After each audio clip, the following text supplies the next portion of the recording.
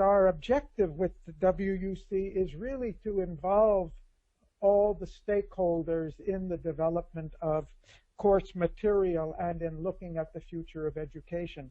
So very much in line with what he was saying. This is the fourth course. We've been doing webinars in the World Academy for about 5 years now, 7 years now, but this is the fourth time that we are working on a course, and they are all four of them. The first was on the role of individuals in social development, the second on the process of change, very much what Mark was referring to, the third on leadership, and the fourth now on education. All of them are beautifully described by what Mark said about transdisciplinarity. And the rationale for that, I need not say anything because he said it so eloquently.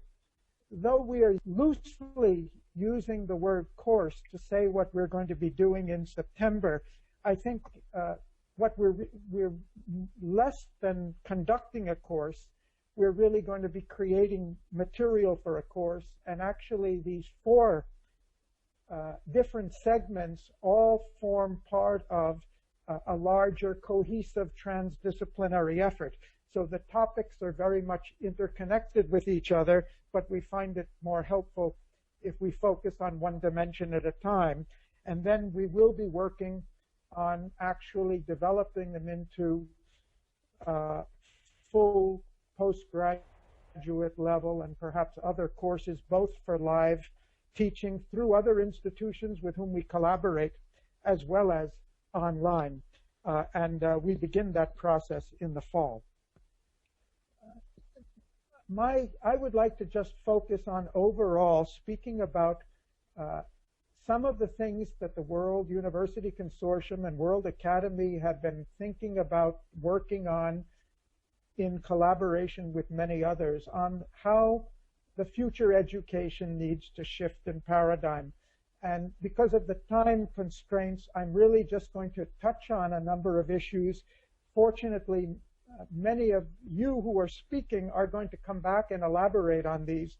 Our purpose here is really to identify what needs to be discussed and what needs to be looked at in depth as we go forward to really developing courses and concepts on the future of education. So we're here for identification more than elaboration.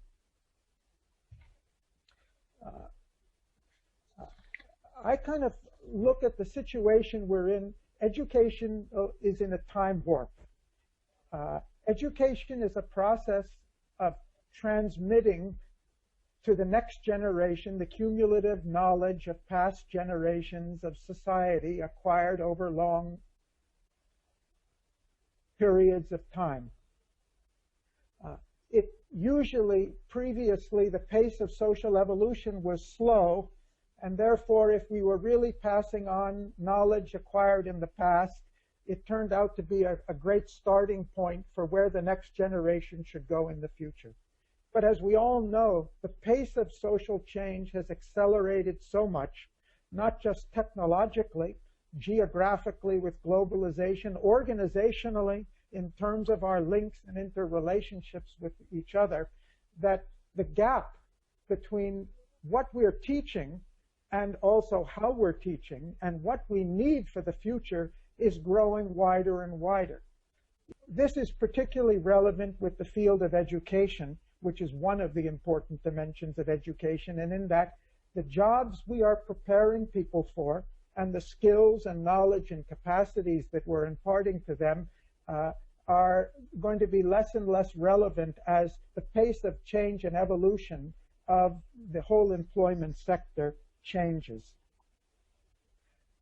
We also need today youth to be able to adjust, not just for employment, but to be capable of learning much more quickly, adapting to changing circumstances much more flexibly than we have in the past, and being able to do that throughout their life, because they're going to see such radical change during a lifetime, much more than we have seen.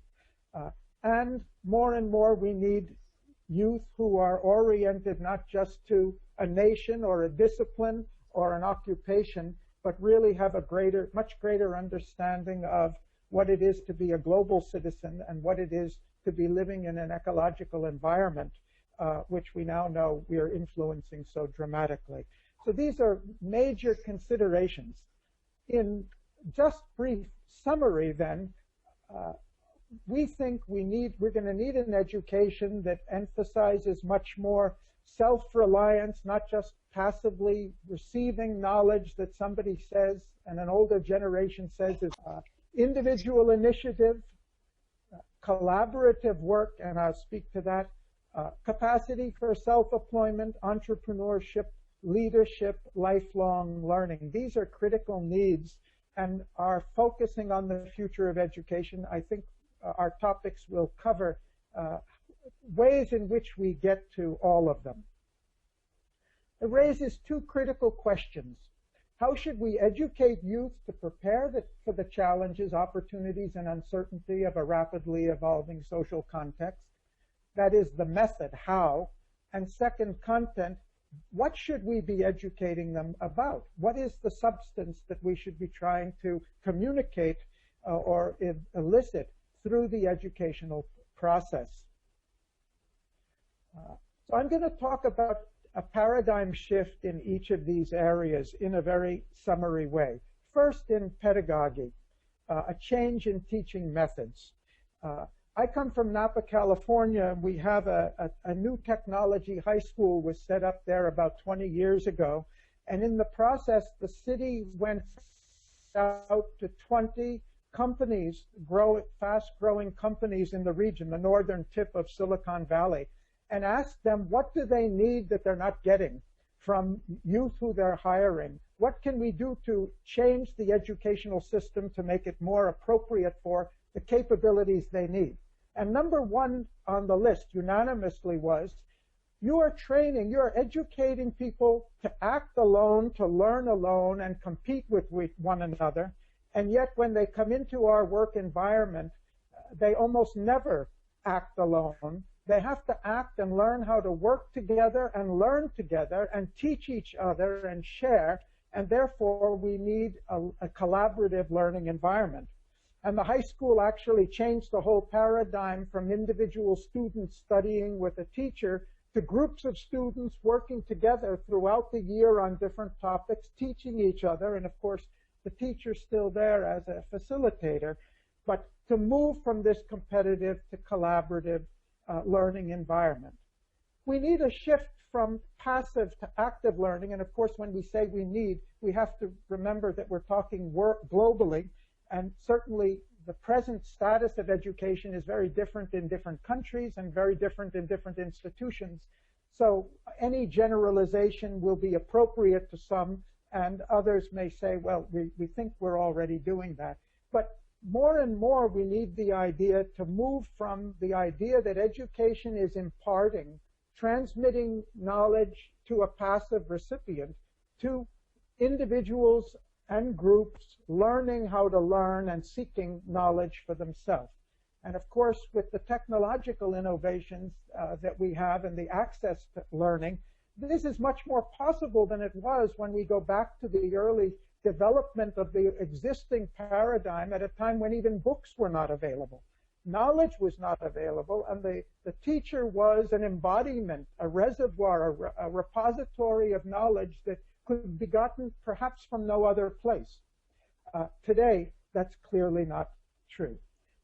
We also think it's very important to remember that education is not just about a transfer of information or mental knowledge or even mental skills, that what we really need to be doing is preparing people with their whole personality, with their understanding, with their capacities for interaction, with their understanding of the society, with their attitudes and values, to be able to function successfully in rapidly changing environments. We think it's important to have a shift from information to values. This is a key word for us. I'm not going to say anything more about it because we're going to hear from Danica on this very important topic, but it keeps coming up in our discussions that values is the single most important thing that we can impart through education, not just ethical or moral values, but a wide range of qualitative values that are the essence of the capacity for human accomplishment. And values are not just utopian or idealistic goals. They are the quintessence of knowledge that society has acquired in the past about what makes for lasting, sustainable, valid, harmonious human achievement. And finally, we're going to need to move more and more from a standardized set of competencies that are delivered in standardized processes to customized processes that really promote a much wider range of choice and promote a much greater emphasis on creativity and individuality. So this is for pedagogy. In terms of content, we think there's got to be a shift or an increasing shift from abstract knowledge to contextual knowledge. I think Winston, if he's joining us, is going to talk about it, and Janani is going to talk about it, so I'm not going to say anything more. But knowledge in a context that's relevant to a context where we really understand the value of an abstract principle, not only intellectually but emotionally. We need to be moving from a reductionist type of thinking which divides reality towards more integrated thinking, and that relates to what Mark talked about, transdisciplinarity. But it's true at all levels. It's not just true at the level of broad subject matter. If we're teaching business courses, it's not enough that we teach the components of a successful business, but how all of these components are intimately interrelated with one another. And as we know today, in almost all disciplines, we teach the parts and assume somehow that the student's going to put together the whole. Transdisciplinarity, interdisciplinarity, Mark's already talked to. For us, it's fundamental. Another one is shifting from a mechanistic to an organic way of thinking. And I'm referring here to a large extent to the social sciences, but it applies to the biological sciences as well.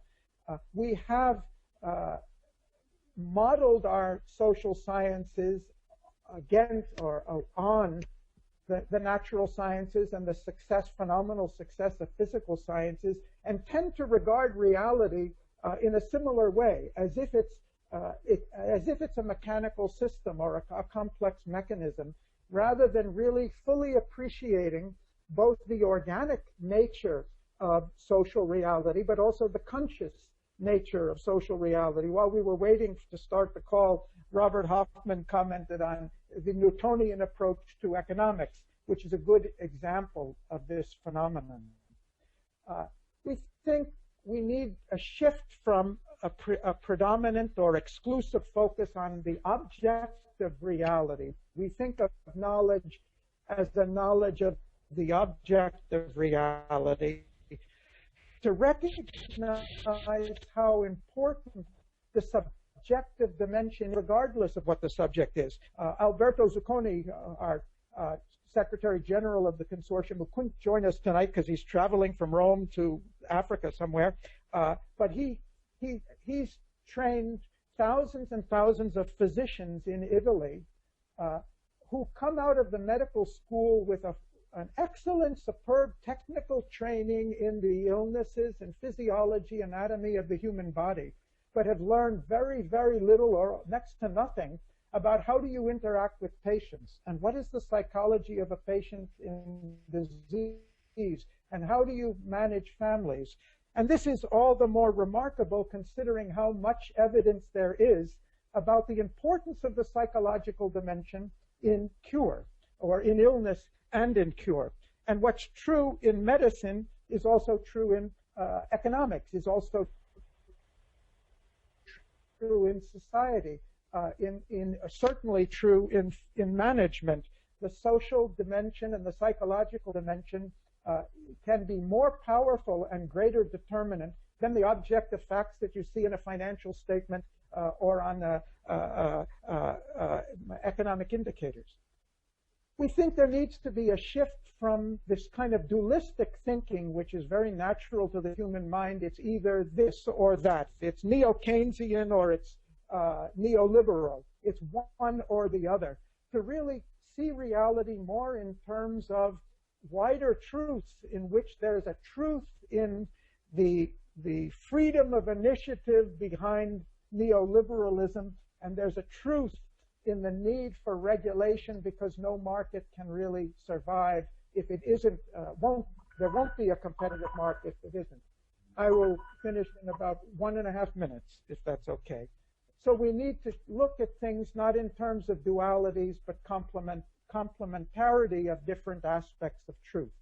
And there needs to be a shift from memorization, understanding, and critical analysis to independent thinking, creativity, and imagination.